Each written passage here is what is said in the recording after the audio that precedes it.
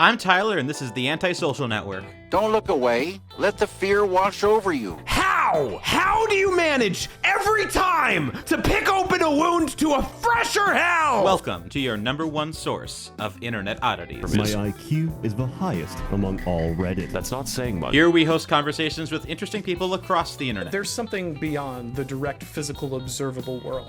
You can't quantify, you can't put under a microscope. If you don't want to, immediately adopt the Muslim understanding of that, that's fine. You'll get there eventually. You haven't heard of them, but I have. It's not just witchcraft, it's nerds. You guys are nerds. My parents didn't let me read Harry Potter, not because of the demonic elements. They just didn't want me to be a nerd. Join us every Friday for discussions on culture, entertainment, politics, religion, and whatever happens to catch our fancy that week. I've always deemed myself an evil capitalist. Because that's how they get you. They get in your head. They start making you ask funny questions. And before you know it, bang, you're a liberal. I thought it was a matter of record. Social credit deducted. You're probably thinking this is some pretty deep stuff, and you're right. This week we are joined once again by film critic Lindsey Dunn. She's been on several times now, and this week we're going to be talking about the James Gray, almost said Gunn, Gray film, Armageddon Time, which just came out this weekend to, I guess, mixed-ish reviews, but we both came away with it with kind of different reactions, so I guess we can kind of hash that out a little bit, because we hashed it out a lot already in our mutual DMs, so, but the conversation is interesting. So how's it going? It's going good. Happy Sunday. Definitely. I mentioned to you off before we started that it's been a long Sunday, I think, just because any day is a long day when the alerts start coming on in your car, but that's neither here nor there. The alerts are gone now. They've been banished. But in any case, so the movie just came out.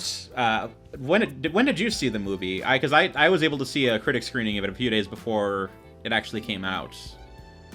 I saw it at Film Fest 919. It was one of the features shown. I believe it was the weekend of the 21st and the 22nd, somewhere in there.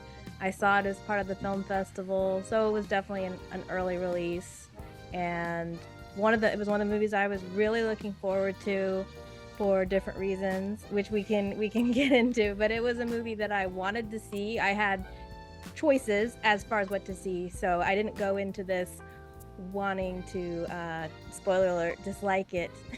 Well, we're going to spoil it. Don't watch this if you haven't watched Armageddon Time, or if you care about Armageddon Time spoilers, but I guess before we jump into things, what do you generally think about James Gray as a filmmaker? Like, what do you think about his previous films? I'm not too sure I have a sense of what makes up the anatomy of a James Gray film. I'm familiar with, I saw Ad Astra. I only saw it the one time, so I don't remember much about that movie except that it was Brad Pitt in space, and there was space pirates and space monkey pirates or something. But I know, he did a movie named Immigrant and some other features. But I'm not sure that I could say this is what makes up a James Gray film. So could you maybe share a little bit about how you would answer that question? Yeah, I think the other movie that's kind of worth noting in this. Obviously, I've seen Ad Astra, and I really like that movie. That kind of, I remember when it came out, it kind of got wrapped up in the film critics are always wrong debate that's always kind of pervading Twitter film discourse, which kind of meant that it was just kind of doomed to bomb, which is just sad. But in my review of Armageddon Time, I kind of jokingly described the plot of the movie as men would rather travel across the universe and metaphorically kill God than go to therapy. Which kind of seems like it's the subversive theme that the play is playing with a little bit. The, guy who's not in touch with his emotions has to go to the far edges of space in order to kill the part of himself that's making it impossible for him to be a human being. And in this case, it's his estranged father living amongst the stars. And then Lost City of Z is probably a little bit more formative if you want a comparative film for James Gray. Just because it's a movie that kind of got sold itself as Amazon Prime presents Indiana Jones, but it's actually this like really interesting slow burn historical biopic about a famous 19th century English explorer who discovers a lost civilization in the South African jungle, but doesn't actually have the evidence to prove it. So he's just constantly going in and in again until one day he just disappears and no one ever sees him again. And then eventually, as the credits kind of reveal, they do find the city, and it actually does end up having this huge effect on our sociological knowledge of South American culture as a whole. But I guess if I had to summarize James Gray as a filmmaker, it's this kind of bittersweet combination of humanism and cynicism, which, you know, I don't want to sound too pretentious, because I don't think he's a super pretentious filmmaker. But there's just this kind of fascinating interest in human folly that's under his work, where you get these characters that are trying to work through their desires and their emotions, but there's just this kind of ultimate failing that means that they can't really do it, that for whatever reason, whether it's external or internal, or for some reason there's just something that keeps them from fully realizing what it is they're trying to do, and which seems to be the kind of the thread that runs through Lost City of Z, Ad Astra, and now Armageddon Time. Which Armageddon Time, I like I said in my review, it feels like the kind of movie you make in Hollywood when your previous two films were bombs, because it's a much smaller character drama. I think Ad Astra had like $150 million budget. This only has like 17 million. so he's lost a lot of his cachet in just the last couple of years. He's kind of been relegated to kind of having to work his way back up a little bit with something a little bit smaller, which I don't think is I don't think I'd call Armageddon Time a great film, but I came away from it with pretty optimistic feelings overall, and that seems to be where our general disagreement is with it. I guess you can take the direction from here. What do you think is having seen it, having had more time to ruminate on it than I have? What are your overall thoughts on this film? And maybe we should describe it before we go much farther. Mm-hmm. So, yeah, I mean, I can attempt to describe it, and then we'll see if you think anything is missing in that description. But I would call it a coming-of-age story about a young boy who feels maybe that he's a little bit of an outsider because he's sort of a dreamer, he's an artist, and he doesn't really, he's not really doing well at school. And he's from a very loving and somewhat indulgent Jewish family.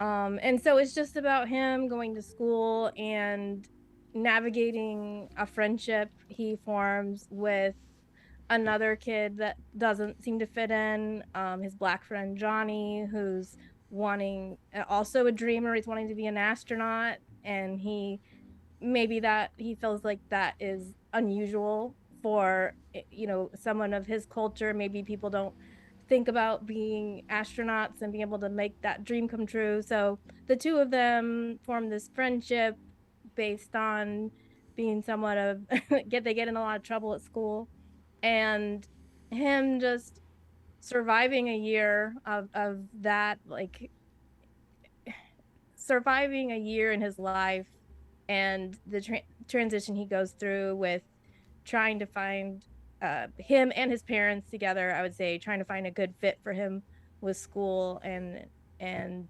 the barriers that he feels he sees in getting to live the life he wants, including how he spends his time in school, who he gets to hang out with, and just like being able to, you have this, when you're a kid, you kind of feel like you're being tousled around. I would say it sort of does capture that aspect really well of he's being, when you're a kid, you don't really have much agency. You're like, the only agency you feel you have is rebelling against the things other people want you to do, and he's really good at that. But so I think that's how I would describe it: coming of age, navigating a friendship, trying to I wouldn't say he's trying to fit in at school. He seems to be content to not fit in at school, but and yeah, what do you think about that description? Did it sound familiar? Yeah, the only thing I would add is just how much the backdrop of the themes tends to kind of hang over the proceedings. Because, for one, you definitely 1970s New York is definitely a character in this film. Like this is one of those films where you can kind of feel the pervading presence of the setting, and all the connotations that kind of brings, because you get this very overriding sense of just what it's like to live in this place where a 10-year-old it's not unusual for a 10-year-old to ride the subway by himself, but then you see the subway and it's just completely graffitied up, and all the strange tramps and homeless people and drug addicts are just riding on the subway along with you, and no one seems to bat an eye to it. And it's just this very kind of fascinating hodgepodge of a very complicated, kind of messy place to live that people seem to be kind of happy to live there anyway. But you also have the pervading theme of identity, and I think that for our lead character is probably well, at least from an intentional standpoint, is kind of the overt point, because like you said, this is about growing up as a white Jewish kid in New York, and your parents are upper middle class, maybe not wealthy. I think the dad's like a really successful plumber, kind of. He works in a very successful blue collar business, and he has a lot of money for someone in his kind of status, but it wasn't enough to kind of override some of his family's expectations. Like we find out later in the film during the funeral scene, which I thought was probably the dad's best character scene, where he says, your mom's parents wanted her to marry someone more successful than me, and she married me, and most of the family never acknowledged who I was because they thought I was like a lower class plumber or a plumber's son. But your dad was the only one who was enough of a mensch to really kind of accept him for who he was and know that he was doing right by his daughter and trying to do his best. And you can kind of just sense the I'm tempted to say stereotypical expectations that come with that kind of culture, where performance is such a huge part of their life and their expectations when they're growing up and making major life decisions. And then that exists in parallel with the idea of privilege, and how Jonathan, our main character's best friend, is black, and he comes from a broken family, and he's essentially on the run for most of the film while Child Services is trying to track him down. And he's not, and the film makes it very clear that he's just not going to get any of the chances that our main character is going to have, because the system just doesn't care about him for a multitude of reasons. And you can speculate on them based on the context, but it's clear that race, class are both major kind of overriding concerns for him, he knows that he's going to get, especially by the end of the film, he's going to get thrown in juvie, and there's just no way that he's ever going to rebuild his life in a way that our main character can, just by right of the fact that his dad is successful and he can get him out of situations that are sticky. I'd like to actually go back to a point that you just spoke about, which is, I think there might be a little bit of a disconnect about, which is the money. How wealthy are his parents really? I feel like that's an interesting point to bring out, because Paul seems to be, that's the main character's name. He seems to be under the assumption his parents have a lot of money, and he presents it to Johnny. He even tells him, like, my parents are wealthy, or we're doing okay. But I got the sense that's not really the case. They've got enough money that they can survive, but also because like Paul is regularly robbing his parents' jewelry box and taking all their petty cash for whatever he wants. So I'm not sure how much money they are really making, but since we're seeing the story through Paul's eyes, maybe we could be led to believe they're making more money than they are. I feel like there was at least one moment when the parents were having a conversation that Paul isn't in the room, and they actually talk about the fact that they're struggling financially. So I didn't get the sense they were really that wealthy. They're all certainly wealthier than Johnny's family. But I mean, perhaps the that's why I say upper middle class, not rich. Like clearly they're rich enough to send one of their kids to private to well, this is one of the movie's more uncomfortable jokes, but it's a private school run by Fred Trump, which is just one of those kind of, you could hear the air being sucked out of the theater when they said his name, but they send him to the preening upper class white business school for teenagers, for all the rich teenagers, but they can afford to send one of their sons there, and with their grandparents kind of backing them up, they then can afford to send Paul there as well. Although it's kind of clear that that's probably not gonna, it may or may not actually be something that helps them or not, because it's kind of unclear exactly what Paul's core problem is that makes him such a underperformer.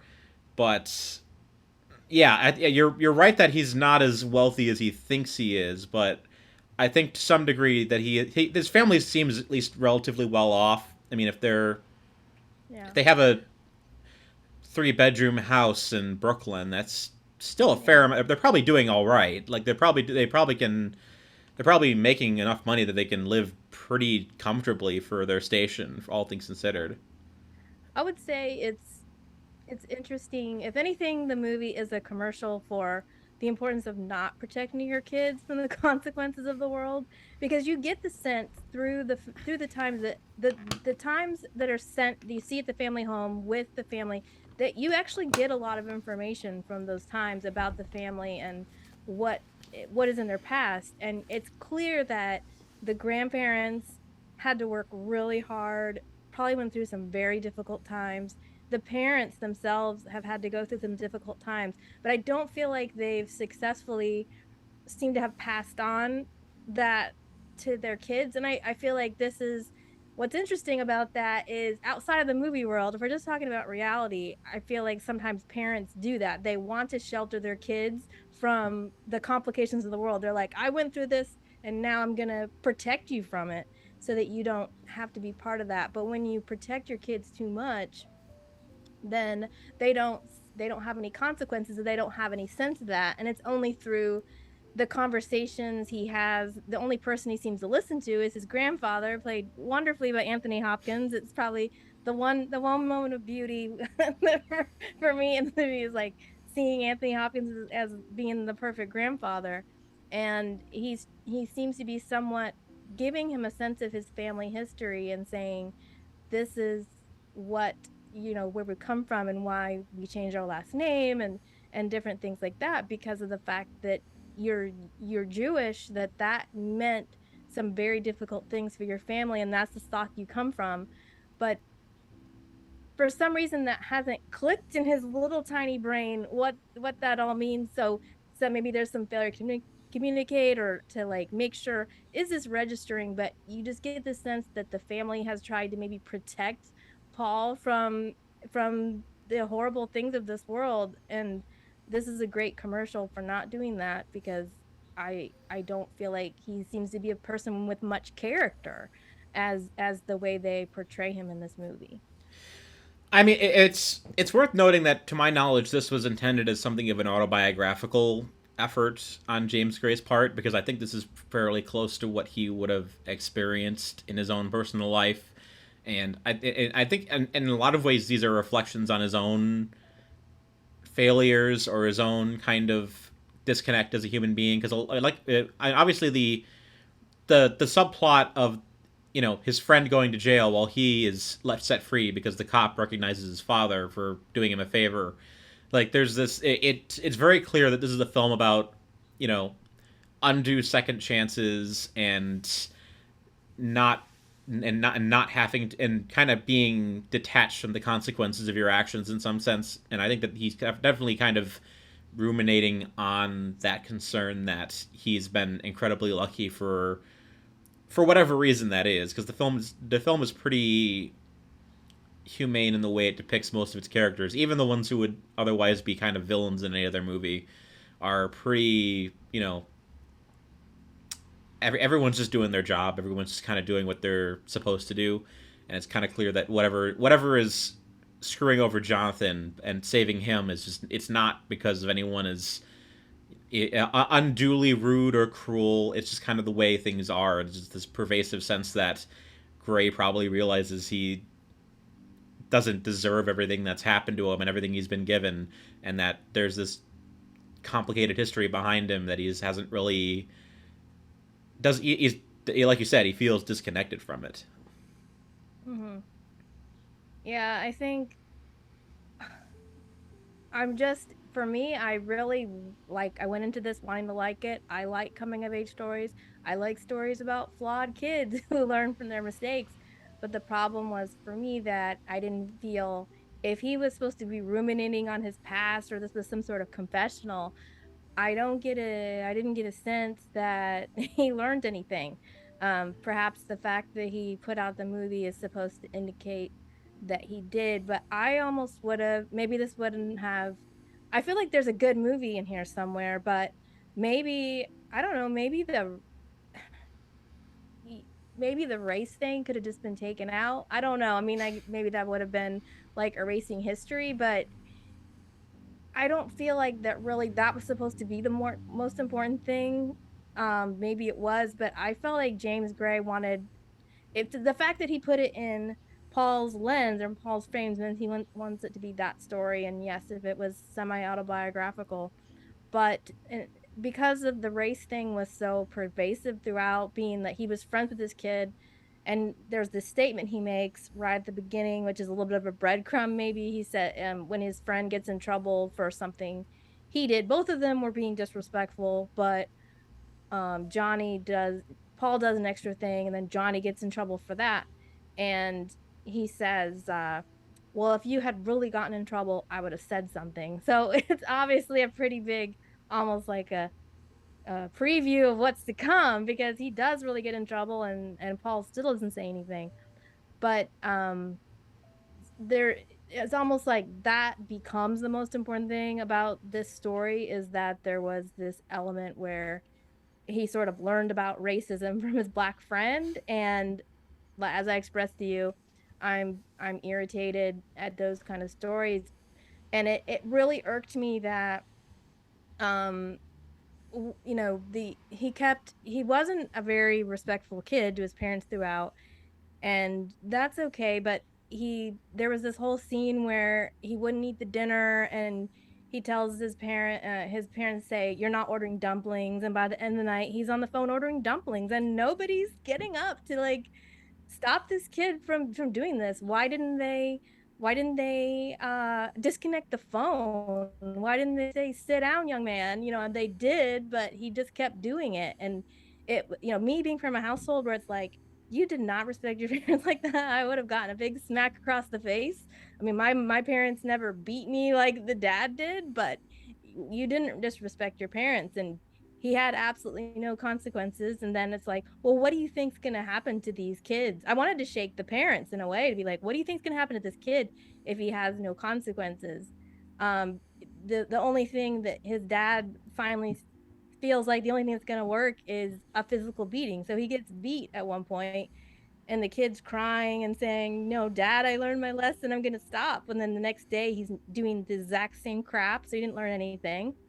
And then at the end of the film, when his grandfather said, be a mensch, speak up. So you think he's going to do it at the end, and he kind of tries to, and then his father says, basically, shut up, don't say anything, and the cop does. So he just leaves Johnny there, and then when he gets home, the first thing he says, you don't have to beat me, Dad. It was like all he was thinking about was himself. He didn't say anything about his friend.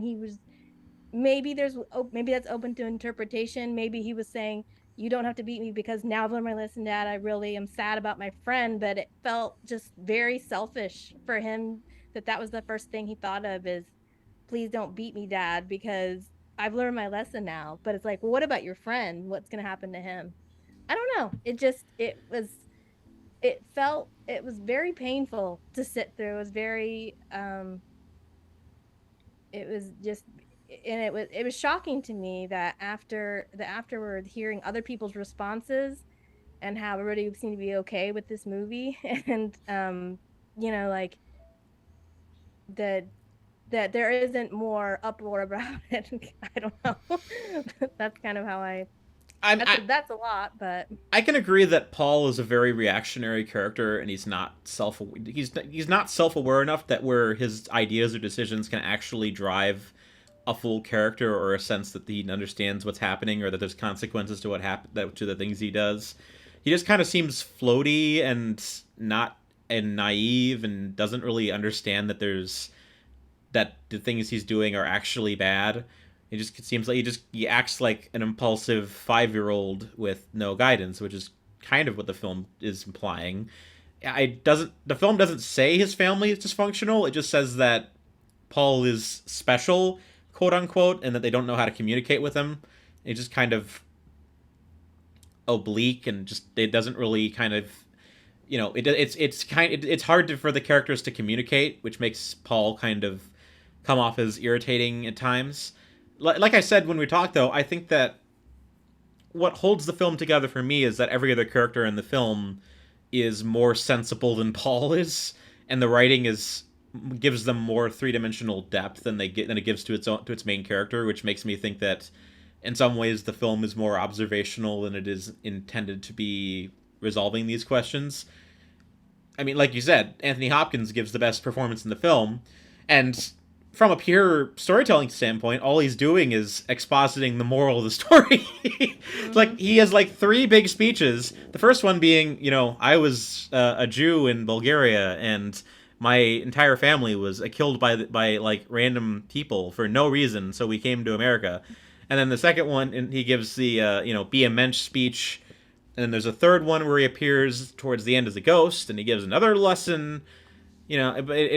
It kind of feels like it kind of feels like he's just there to monologue, but Anthony Hopkins you really feel the guy's full humanity just because Anthony Hopkins does such a great job with it. And then you have most of the other characters, like especially the dad, I think was really good. Like I said, he starts the film as kind of a clueless, kind of disconnected guy. Then he turns like to a terrifying 1950s beat you with a belt dad, and then towards the end, he just kind of starts opening up just kind of out of this sense of desperation, which is, it's kind of made me think that portrayal is more three-dimensional than, than a lot of things you might expect. And same goes for Jonathan, same goes for the mom a little bit. Some of the teachers have some pretty good stuff too. So, in a lot of ways, I think what made the film not as morally unsettling to me is just that that the way the character writes the side characters.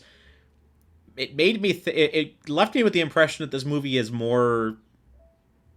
It's more self-reflective than its main character is, which. Yeah, maybe that's the point, that this is just a story about a character who's not terribly sensible, and he's just kind of getting wrapped up in his own naivete. But I can definitely see that also being a problem. Like, I think I don't know if I mentioned it to you, but my main concern coming out of the film was that it was going to come off as kind of a bougie white confessional film where, it's just like, it's one of those pre-2018 films about racism where the moral of the story is, racism is bad, and I'm glad I'm no longer a racist. It's just the director kind of being self-aggrandizing. I made the comparison to Green Book. or just like that this happened and I feel bad about it. White guilt, I guess, is another way you could word that. Yeah, which is not where most of the Hollywood is at the moment when it comes to its discussion on racial matters. So yeah, I don't know, and I guess that's what I felt it sort of played as, exactly that, which is, look at all this stuff I did. Wasn't I a terrible boy? It's like, well, why do we need to see yet another person making a lot of mistakes on screen that seem very reminiscent of things we've seen before.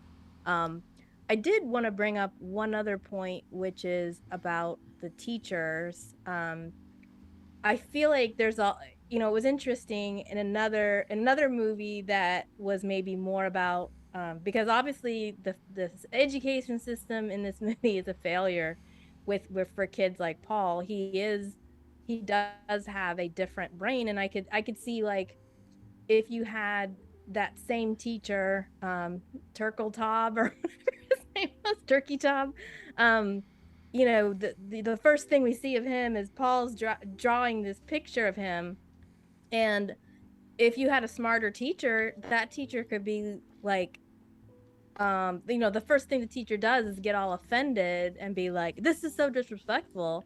Another smarter teacher could have been like, "Wow, this drawing is actually really good. I admire your artistry," and which is kind of what finally one teacher at the end, when in his private school, remember when they're in the art class? Yeah. And she says, "This wasn't the assignment, but this is a very good drawing. You're very talented. Now can you do the assignment?" So I thought it was interesting, because that's another thing they could have focused on more in the film, rather than spend as much time on the Johnny situation, is kind of show why he couldn't fit in at school. Really, they didn't do much on that, and I don't know, I feel like all they really did with that is say, like, he wanted to draw instead of learn, so school didn't work for him. But they didn't really show much about his time at school, other than he liked to draw instead of doing assignments. I feel like they could have spent more time on there about him. And then there was like some stuff at the private school with the kids that he was trying to, he wasn't sticking up for his friend. So there was some stuff there too that they could have theoretically spent more time on. Is how is life difficult for him? Like, what is his problem? Like, you already kind of said that, I think, earlier, but what's his deal? Like, why is he so rebellious? You didn't get a sense that there was anything in life that was rough for him. He got to eat whatever he wanted, do whatever he wanted. I guess the proper word to say is that his motivation is muddled more than anything else, because you can kind of take all the pastiches of his character traits, and you can say, "Oh, I've seen that X movie has done that better. X movie has done that better." And there's plenty of movies that have done troubled child coming of age story, or child wants to be an artist but his parents don't like it, or child tries to befriend the black family down the street but the parents don't want him to do that. And it's doing all those a little bit at the same time, but not the best version of it. So, like, I guess my central problem with the film, that I would say, if I had to script doctor this, I would just say that it needs a better sense of catharsis in what it's trying to say, because if this is supposed to be the great meditation on privilege and identity and your place in the world and not living up to your parents' expectations, it kind of needs to have a climax that's a little bit more grandiose than just, my friend is screwed, my parents don't understand me, but I'm gonna walk off into the sunset, which is kind of, because it kind of ends. There's no real resolution, which I guess is kind of on. Like I said earlier, with James Gray Styles, the kind of the bittersweetness of, I could see for him, the fact that there's no solution might just be a reflection of the fact that he doesn't think that the problems he's trying to point out have been or are solvable in some grandiose way, and he just kind of walks that the best you can do is just kind of learn to live with it, which is nowadays is not the kind of message I think a lot of people want to hear. But yeah, like, you're right. It does just kind of end, and some people have done this differently. There are things like the Christmas Story in Wonder Years, where there's an adult narrator. Maybe we don't need that, but well, Christmas Story is like a plotless episodic movie that's designed to be played in the background on Christmas. It's not like a plot film. Although I will say we are getting a Christmas Story 2 on HBO in a week and a half. Maybe Armageddon Time is going to feel like a masterpiece after we've watched Christmas Story 2. Yeah, I mean, I wasn't advocating for that's what it would be, but that's how some people have solved that problem. Or there could have been a scene at the end where he's, maybe they just see him at the desk and he's drawing his friend, or he has a conversation about how he thinks about it. So you can see like, oh, there was some impact that got through his tiny little redheaded brain that, you want to get the sense that maybe there will be hope for this kid, because I don't know, there was a book I read recently, and it was a book about racism, but it's a time travel book, and in this this kid meets this old man, this older black man, and he finds out that his friend is a survivor of a lynching, like his father was lynched, and he feels like maybe I could help my friend by going back in time and stopping the lynching from happening. So he does that, and he tries to stop the lynching. And of course, he's a little boy. He's trying to explain to adults, you shouldn't lynch this man, and nobody's listening to him.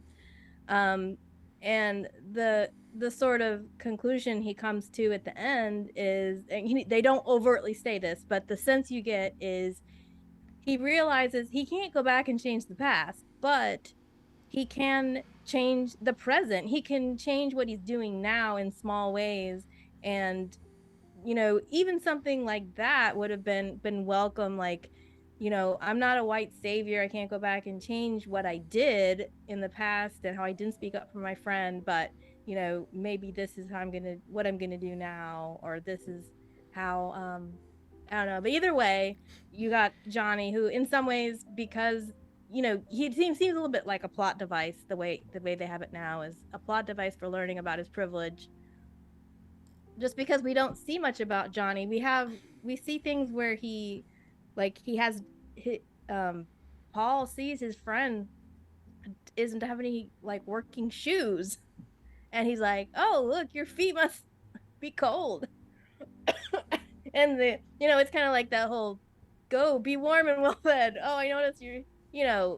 I don't know. Could he have found shoes for his friend? Maybe not. But it was just like, oh, poor guy. Your feet must be real cold. And then he just lets him spend the night in the thing in his backyard. I don't know. Or maybe we do. Maybe he should. Maybe he wanted to lean into the, nihilistic. The world isn't. We can't solve the problems of the world kind of ending. Then, make the ending darker, like, or just just lean into it more. I'll agree. This movie needed more of a. It needed to have a final statement on this, because I don't think you can set up the. Be a mensch speech at the halfway point of the film, and then have Paul do what he does, and just kind of write it off with. His dad saying, "This is the way the world is. It's messed up, and it's you're lucky this time. You're lucky you're not that guy, but you do it the wrong way, it'll happen. You're gonna wind up like him." It's like it's. I get that. I guess that's the conclusion that Gray felt, is just kind of this sense of passive, a passive shrug. But life's not fair. Was kind of like the conclusion. Life's not fair, so you gotta suck up the moments that you get. Yeah, which is why I know you said that I reviewed the film pretty high, and I did like the film a lot. I basically said B-, in terms of overall character writing and setting and intention. Just part of it's because I like Gray and I want him to be successful, and I'd like to see Ad Astra too. I'd like to see what he can do when Hollywood forgives him from his sins. But You have Yeah, you feel a sense of moral obligation for James Gray. not well enough that I'm willing to overlook a little bit of the bouginess to the film and some of its muddledness, because I do think that he's a very good big idea guy, and like I said, Lost City of Z and Ad Astra are very good, and I want to see what the guy who made those films can do with another big canvas. And this was interesting. I think that it showed that he does have a lot of the chops that make someone who introspective and interesting, but he didn't. I don't think I would agree that ultimately it is muddled, which is why I wouldn't say it's great. I'd say I liked it a lot, and I don't know how it's going to rank by the end of the year once it's kind of settled a little bit and everything else is settled. But I'm inclined to be somewhat kind to it still, just because there were things that made it interesting. So I don't know. Do you have any more thoughts on it, or do you think that is just kind of a total disappointment? I think I expressed how I felt. Well, fair enough, but no need to reiterate it. I don't think I have anything really to add. I found it difficult to enjoy. I thought didn't really have much redeeming to it, and I've been shocked, completely shocked. Well, I'd be curious to see how this does in the Oscars, because I mean, obviously we are coming off of the shock of Green Book's to win a few years ago. So I'm like, it'd be very curious to see if this got into the Best Picture lineup, and if we repeated the history again of the 2019 Oscars and just watch that play out, because that would be it'd be one of those like weird, like, what is the Oscars doing kind of things. Like, why did you pick this of all things? In the you picked this over RRR. So I mean, it does seem like Oscar bait, and I really hope that, I mean, I love Anthony Hopkins, but the man doesn't need another Oscar. Neither does Anne Hathaway, perhaps. Maybe Jeremy Strong. I haven't seen him get recognized for much, but I don't feel that. I guess overall, I wouldn't. Besides Anthony Hopkins, I don't see that any of these performances are especially noteworthy, especially since I don't feel like I'm clear about how any of them really feel about anything, or their ideas are really muddled and not in a good way. But it does seem like the kind of movie that old pretentious people like. So all I'm gonna say is, if this wins Best Picture, I am going to laugh and laugh and laugh, because the Oscars is pointless, and it would just be such a weird thing to happen. But RRR probably deserves Best Picture. So go. I don't suppose it will. It will get that, but I mean, they might give it Best Stunts or Best Music. But it was my favorite. That was my favorite movie of the year, RRR, for being so different and just bringing everybody together in a different way. It'd be so condescending. It'd be so condescending if RRR didn't get any nominations except for the technical ones. Imagine if it has to go up against Doctor Strange for best special effects, and it loses to Doctor Strange. Like, just imagine that. Yeah, I mean, it's the Oscars. The Oscars doesn't make anyone happy. What can you do? I mean, what can you do? You can just go watch RRR on Netflix. Still, it's still hard to believe that India did not choose it for their their picture for international movies, because I feel like it definitely could have won in that case. But, well, we'll see. Yeah. All right. So where can people find you, and where can people support you and see what else you do? You can find me at oneofmystories.com, and on Twitter, Instagram, Letterboxd at oneofmystories. That is the number one of my stories. All right. This has been Lindsey Dunn. Thank you so much for coming on again. It's always good to talk about movies. thank you for having me, Tyler. We should really stop meeting this way. Just arguing. Or keep meeting. Arguing over, cut rate Oscar bait films as opposed to, I don't know. I don't think we've had too many arguments. I mean, no. We talked about men. This is the first time we've had a conversation where we're clearly on different wavelengths. But I think usually we're not too far off from each other. Well, fair enough. Thank you so much. Yeah, thank you. The AntiSocial Network is a Groupthink Productions and cultural review podcast. Editing, hosting, and producing are by Tyler Hummel. Art by Crystal Cali, and original music is composed by Guap Squad Gang and Melissa Lafira. Like, subscribe, and leave a comment below and tell us anyone you think would be a good guest for the show. Thank you for listening.